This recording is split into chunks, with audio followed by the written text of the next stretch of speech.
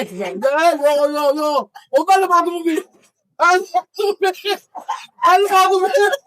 Arifət, indi başa düşdüm. Qoy bir dənə olar mı? Sən mənə icazə versən, bir dənə məşq eləyim özüm. Acı var. Elə.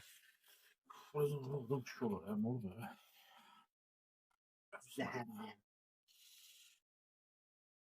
Biz kişiyik. Zəhər olmur, nə olur olsun. İlanın dişini sıx döş bunun üstə yer.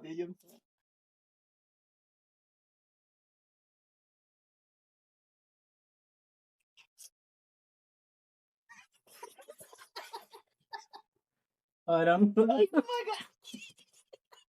Dəli. Bizim hər alır. Bunu qatmıyor. Bunu qatmıyor. Birinci məndən başlayaq, yoxsa kim istəyir başlasın, problem yox. İşte mən çıxıb. Mən başlayıram. Deməli nə edirik? Zərdə atıram. O üzər atmaz olaydı. 2 dənə. Eminin hansısa cipsinin üzərinə 2 dənə acı biber qoyuram. Üstündən də hələ azmış kimi səbir olaq. Bizim yerlərdə qodum olub. Bir dənə səbir olaq. Tamam. Pərpət önlüylə. Biraz da bundan əlavə edirəm. Emin onun üstündən yığırdım mən. Nə yordun da bu? Onun için de. Ağzını bu ne ya? Ben koyar. İndi Öyle bir nokta uzada piraş değilim. Ne oluyor? üstünüzə tökmə də. Ayranımı yiyip nə qaldı? Ya belediye.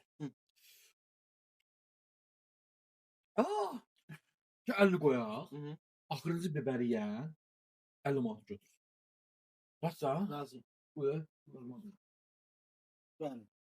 Oğlum. Ha, sen elini götür. Bu bir şey değil. Bu şey yok. Ay yok çirlidir sana. Heç nə. Elimi vurmadın. Kirli olsun, onsuz oynayalım. Yüzü simiz çıkıyor. Çıxmaz bu yora. Bizim mobil tekerci.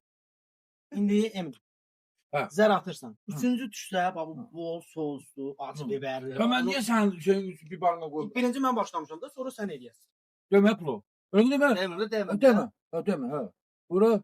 Bura ne bilse sen de o. Bura.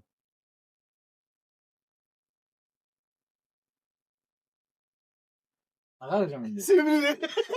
Ben buna. Ha indi ben buna. Etsin. Beşinci hansı da? Buradan da bir də.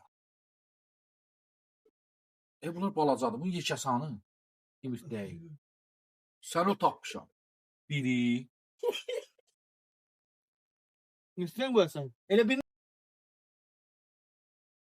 İstəyirsən. Elə bir qoymazsan da Emin. Niyə bilmirsən? Sən mənə kira qoymuşam. Bir dənə